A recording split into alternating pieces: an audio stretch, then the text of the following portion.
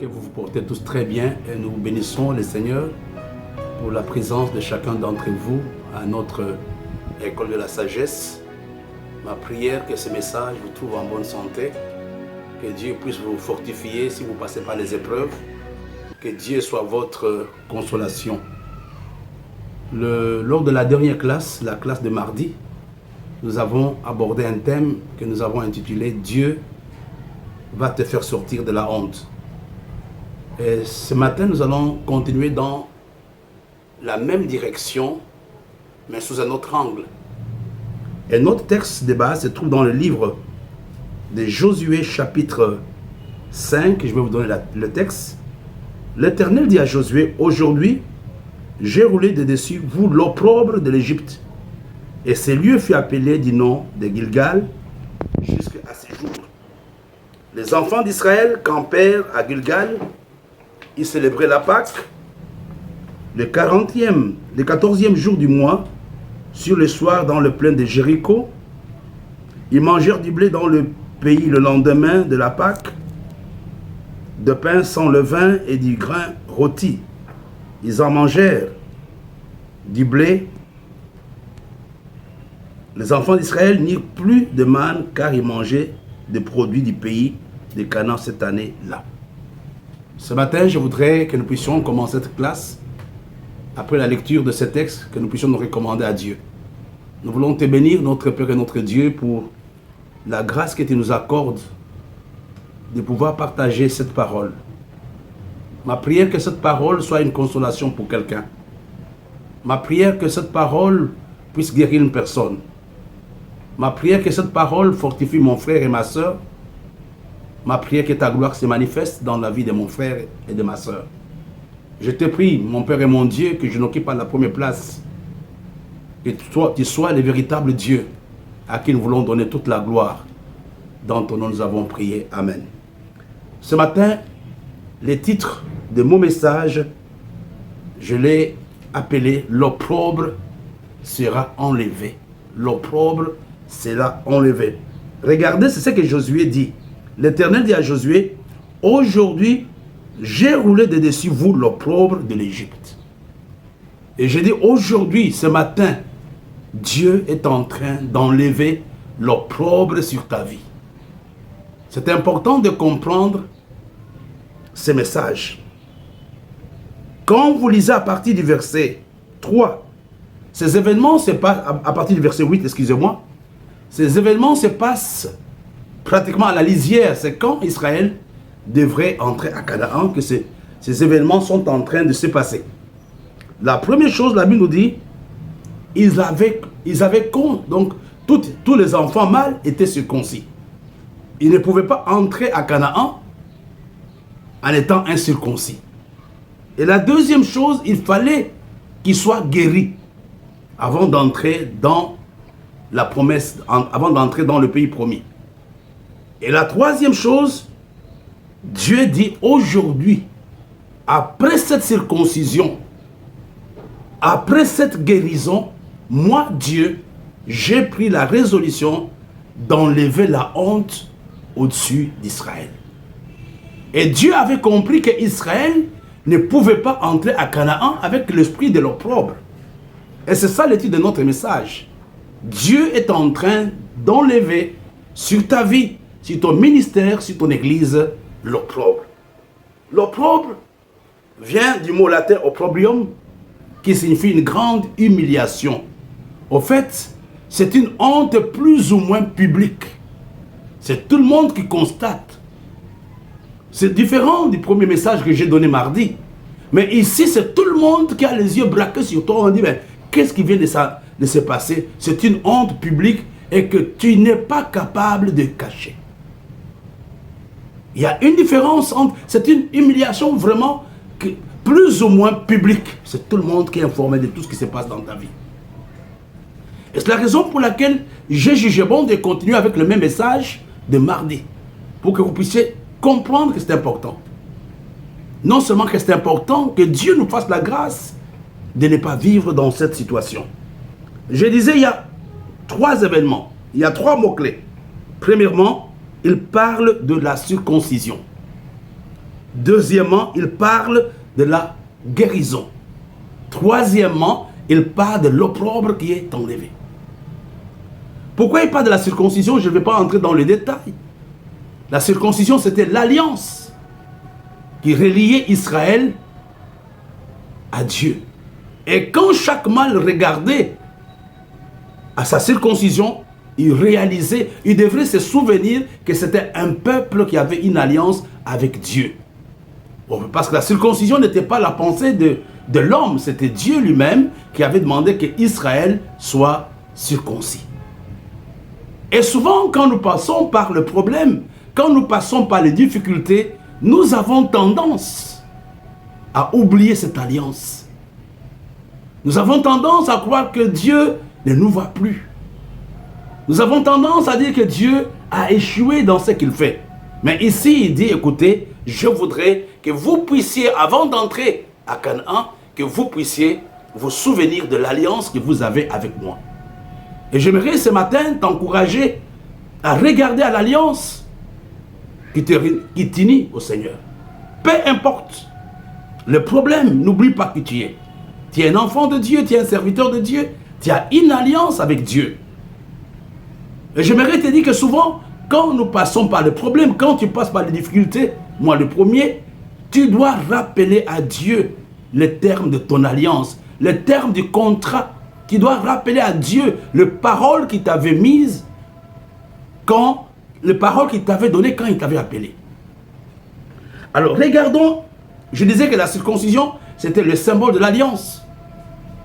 Et non seulement il y avait la circoncision, quand on les a circoncis, ils sont restés dans la plaine pendant quelques temps, jusqu'à ce que tout le monde soit guéri avant de commencer, avant d'entrer à Canaan. Alors, il y a 4 choses que j'aimerais vous dire par rapport à la guérison. Aujourd'hui encore, Dieu veut que tu sois un homme guéri. Vous allez comprendre les choses pour lesquelles nous devons être guéris. La première guérison, je l'ai dit il y a quelques temps, c'est la guérison par rapport à nos erreurs du passé. Tu as commis des erreurs, mais aujourd'hui, tu n'arrives pas à te les pardonner. Aujourd'hui, tu te culpabilises. Mais pourquoi j'avais fait ça? Pourquoi j'avais pris une telle décision? Il y a des erreurs qui te poursuivent jusqu'aujourd'hui. Mais Dieu veut que tu sois guéri ce matin. Non seulement tu dois être guéri par rapport aux erreurs du passé, mais tu dois aussi être guéri par rapport aux blessures du passé. Tu as été blessé, tu as été humilié, tu as été calomnié et ton cœur saigne jusqu'aujourd'hui. Tu te dis, mais comment cette femme m'a blessé? Comment cet homme? Pourquoi j'ai subi une telle injustice? Je voudrais m'adresser à toi ce matin, sois guéri. Et la troisième guérison, souvent, que nous ignorons, c'est la guérison par rapport aux opportunités passées. Peut-être qu'il y avait des choses extraordinaires, tu étais directeur quelque part, mais tu as perdu le temps, tu n'as pas pu faire des économies, tu avais la possibilité de construire une maison, tu avais la possibilité de voyager, tu avais la possibilité d'avoir un bon mariage, tu avais la possibilité d'envoyer les enfants en Europe, mais tu as raté toutes ces opportunités et aujourd'hui, ces occasions te rongent. Peut-être tu as raté une opportunité d'avoir un bon mariage. Et regarde aujourd'hui, même la femme que tu as aujourd'hui, même le mari, à cause de cette opportunité passée, tu t'en veux. Et je m'adresse à toi, Dieu veut que tu sois guéri par rapport aux opportunités passées. Et le dernier point, premièrement, c'est la guérison par rapport à nos erreurs passées. Deuxièmement, la guérison par rapport aux blessures, les blessures émotionnelles. Troisièmement, la guérison par rapport aux opportunités passées. Et le quatrième point, c'est la guérison par rapport à nos péchés passés. La guérison par rapport à nos péchés passés. Tu ne peux pas demander, n'oublie pas que le pardon, la repentance est du domaine de la foi. Si Dieu t'a déjà pardonné, il t'a pardonné, même si aujourd'hui le diable te rappelle, je ne connais pas quelle était ta vie hier. Et aujourd'hui, tu arrives, tu te culpabilises, tu dis, mais non, j'ai avorté, j'avais volé, j'avais fait ceci, cela. Mon frère et ma soeur, là, ce n'est plus la repentance, la culpabilité que le diable est en train de te faire pour te fragiliser. Si Dieu t'a pardonné, peu importe la taille du péché, accroche-toi Tu ne peux pas voir que la preuve que Dieu t'ait pardonné. C'est toi qui dois te pardonner. C'est toi qui dois accepter, savoir que le pardon est du domaine de la foi. Dieu m'a pardonné. Même si le diable me rappelle que le péché que j'ai commis hier, j'ai dit, écoutez, là c'est passé, le sang de Jésus, le sang de l'agneau m'a déjà lavé, je n'ai rien à foutre avec toi. Revenons maintenant à notre message. Nous sommes en train de parler de Dieu qui va enlever l'opprobre sur nos vies. Et vous savez, il y a quelques caractéristiques d'un homme qui a une vie d'opprobre. Il y a quelques caractéristiques, je vous donnerai 6. Première caractéristique, une personne qui vit dans l'opprobre a une mauvaise image de lui-même, d'elle-même plutôt. Une personne qui vit dans l'opprobre, un homme qui vit dans l'opprobre a une mauvaise image de soi. Regarde, aujourd'hui, tu ne t'acceptes pas. Tu n'es pas d'accord de ce que tu es. Et tu commences à te considérer peut-être comme un raté de la société. Tu commences à te considérer comme un rejeté de la société. La première chose, un homme qui veut aller loin, que ce soit dans le combat spirituel ou dans la vie de tous les jours, c'est avoir une bonne image de soi-même. Mais un homme qui vit dans l'opprobre n'a pas une bonne image d'elle-même. Tu n'as pas une bonne image de ton ministère. Tu n'as pas une bonne image de ta famille. Tu n'as pas une bonne image de telle ou de telle personne. Regardez quand Dieu appelle Gédéon. Il a dit, mais je suis le plus petit, je suis le plus petit. Pourquoi tu m'appelles moi? La même chose pour notre bien-aimé Saül. Quand Dieu l'appelle, il dit, mais moi je suis de la plus petite tribu d'Israël. Comment est-ce que c'est possible? Tu comprends que quand le diable veut te détruire, il t'amène à ne pas t'accepter. Il t'amène à avoir une bonne image de toi-même. J'aimerais que tu puisses t'imposer le même toi-même. Le main ce matin dit que non, voilà, Seigneur, aide-moi à avoir une bonne image de moi-même. Et tout au niveau de tes pensées. Je peux vous donner un témoignage. Je me rappelle, c'est un des grands pasteurs, Yonggi Cho, qui parlait quand le diable avait attaqué ses pensées. Quand il est entré dans sa chambre, il dit qu'il n'avait jamais vu sa femme aussi laide que cette nuit-là. Mais quand il a commencé à prier, Dieu l'avait libéré, ses pensées étaient parties et il a commencé à voir sa femme qui était en train de briller. Et tu comprends que la première chose, un homme qui est dans l'opprobre a une mauvaise image de lui-même. La deuxième chose, un homme qui vit dans l'opprobre est esclave des gens qui sont moins forts que lui. Quand tu commences à être dominé par des gens qui sont plus faibles que toi, sache que ta vie est dans l'opprobre. Tu commences à trembler devant ton petit frère parce qu'il a de l'argent. Tu commences à trembler devant le bailleur parce que c'est sa maison. Sache que tu n'es pas très loin de l'opprobre. Et beaucoup d'entre nous, nous sommes dans l'opprobre sans nous en rendre compte. Quand tu sais que demain, c'est le rendez-vous avec les bailleurs. Quand tu sais que demain, c'est la rentrée et tu vas s'y plier, même la personne, écoute, aujourd'hui, tu es en train de trembler devant ta ménagère parce que tu es incapable de payer. Et quand tu es dans une telle situation, ta vie est dans l'opprobre. Tu es en train d'éviter tes enfants parce que tu ne sais pas si tu vas payer leur scolarité. Une telle attitude, c'est quelqu'un qui est dans l'opprobre. La troisième chose, un homme qui vit dans l'opprobre est un homme qui sème beaucoup, mais qui récolte peu. Il y a des ministères qui sont dans l'opprobre. Vous travaillez du matin au soir, mais vous n'avez pas le résultat escompté.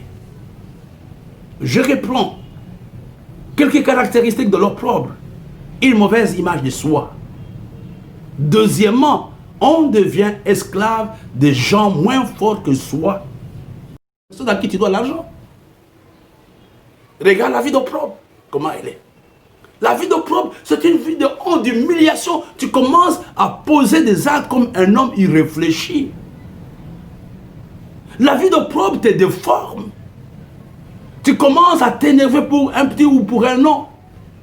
Même là où ta femme a raison, ou même là où il te pose une question normale, chérie, on fait comment pour la rentrée? Tu te moques de moi, c'est parce que j'ai perdu mon travail. Tu sais, l'opprobre t'amène à beaucoup parler. L'opprobre peut t'amener à beaucoup parler ou à même plus parler, à te renfermer sur toi-même.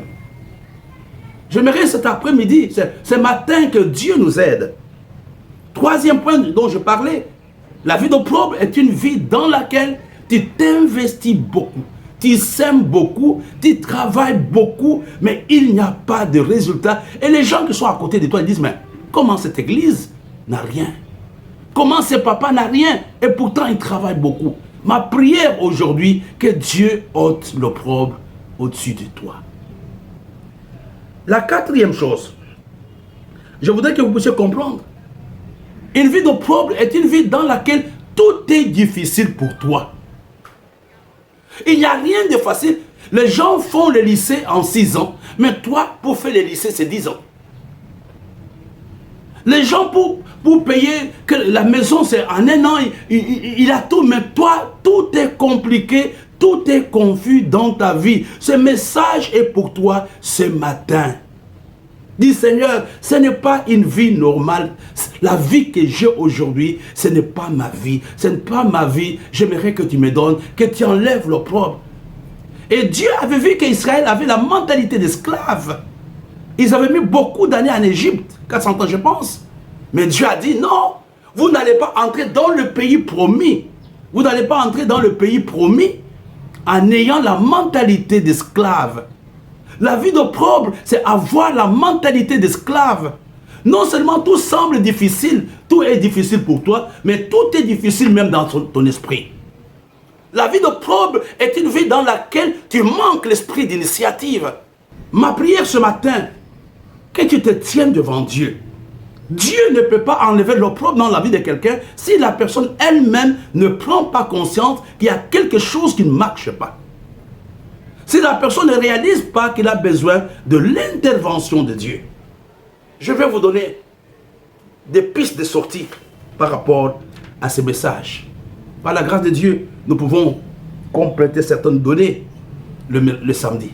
La première chose, il n'y a que Dieu qui est capable de te faire sortir de la situation dans laquelle tu te trouves. Alors c'est la raison pour laquelle j'expliquerai cela clairement. La première chose, il faut aimer Dieu. Il faut être les amoureux de Dieu. Il ne faut pas donner l'occasion au diable de t'accuser. Il faut s'accrocher à Dieu. Il faut prendre sa vie chrétienne au sérieux. La deuxième chose, sois un homme qui pardonne. Tu accordes d'abord le pardon. Tu t'accordes toi-même ce soir le pardon et pardonne aussi à toutes les personnes qui t'ont offensé, à toutes les personnes qui t'ont fait mal. Tu comprends que quand tu restes dans la haine, tu es en train de donner l'occasion au diable. Tu ne peux pas combattre le diable. C'est le moment de pardonner. La troisième chose, sois un homme de prière. Commence à prier par rapport, commence à combattre. Et le dernier point, il faut être un homme d'action. Ce matin, je vous ai parlé que Dieu va enlever, Dieu est en train d'ôter l'opprobre au milieu de nous, au milieu de cette nation, au milieu de ta famille. J'ai donné quelques caractéristiques de l'opprobre. Il y en a 5. Et je vous ai dit, avant cela, avant que Dieu ne dise « j'enlève l'opprobre », il avait fait allusion à l'alliance. Il y a eu la circoncision. Il fallait que Israël se souvienne que c'était un peuple qui était mis à part. Et la deuxième chose, il fallait attendre la guérison. Après la guérison, il y a eu maintenant cette déclaration de Dieu qui disait qu'aujourd'hui, j'enlève l'opprobre au milieu de vous. Aujourd'hui, j'aimerais vraiment prier avec vous, là où vous êtes, savoir que Dieu est capable d'enlever l'opprobre. Et quand vous regardez, plusieurs nous sommes concernés. Nous avons une vie de honte, nous avons une vie d'opprobre. Une vie d'opprobre, excusez-moi de vous le dire, ne glorifie pas Dieu. Une vie d'opprobre nous bloque. Donc tu peux seulement baisser la tête là où tu es, en disant Seigneur, merci pour ta parole. J'aimerais cet après-midi, j'aimerais ce matin plutôt, que tu enlèves l'opprobre dans ma vie. J'ai des responsabilités, je n'arrive pas à m'en sortir. Mais Dieu est un Dieu qui écoute la prière. Que Dieu vous bénisse. Nous avons rendez-vous demain vendredi, à partir de 7 h, nous avons la prière matinale. Samedi, nous avons la Sainte Seine à partir de midi. Mais n'oublions pas, cet après-midi à 17h30, j'aurai un direct que j'aurai avec vous à partir de 17h30. C'est important pendant cette période. Je parlerai de quelque chose de très pratique qui peut révolutionner votre foi, qui qui peut vous aider à prier. Nous passons par des moments difficiles, des mauvais moments. Je parlerai du mystère de l'exaucement de la prière. C'est un mystère. Comment Dieu exauce la prière?